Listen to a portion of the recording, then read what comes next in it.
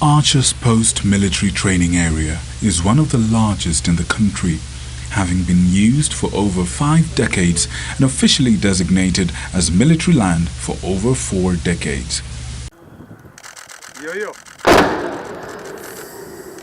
The area has also seen tragic accidents caused by unexploded bombs, the most recent ones in 2018, which claimed the lives of 4 children. However, for the locals who are the pastoralist Samburu tribe, the land remains part of their ancestral communal grazing land, even though they recognize its gazettement as a military training area.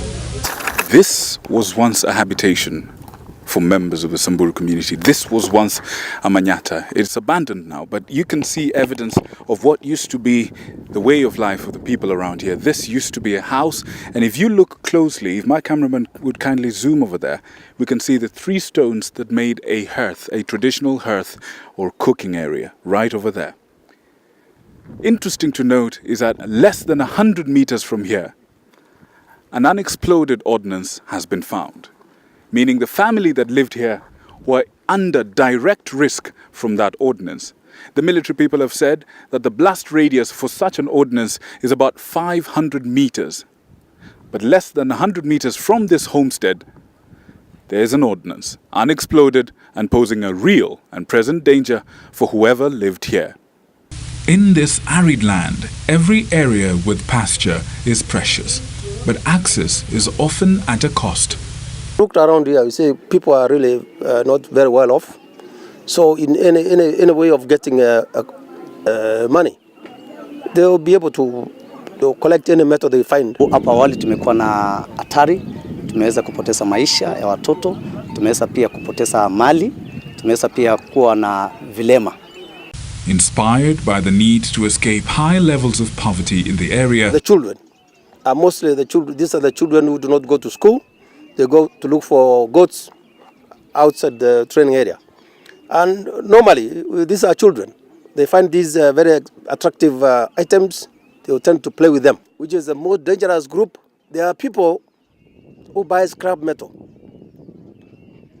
So they give money to the locals to go and find any metal that they find in the training area. Morans are more aggressive and scout for undiscovered bombs whose copper parts are used to make the much sought after jewelry.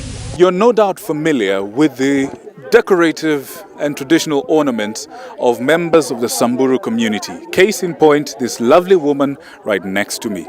If you look at her ornaments are undoubtedly very beautiful. But all this beauty, interestingly, is connected to this sort of ugliness.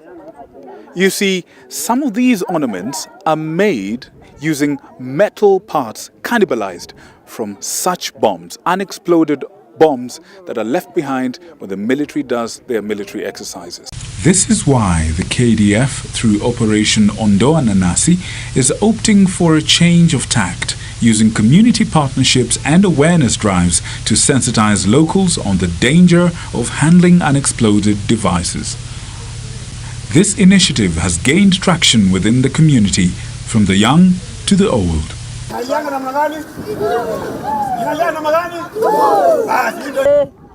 Nimepundisha hapana chika hiki tu.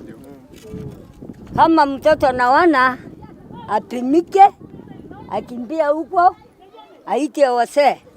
Kama saa ngine mimi nachunga kwa maana sisi mchungaji.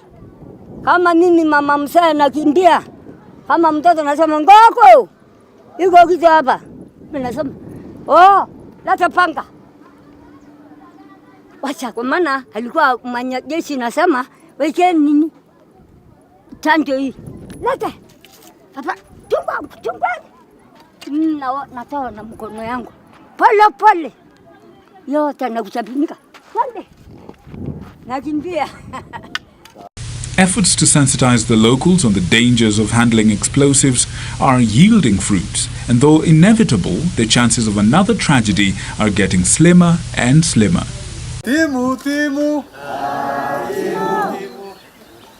What you are just post timu. Wati ya lalisolo timu. Hai. Lemena. Hai. Kana bakata. Hai.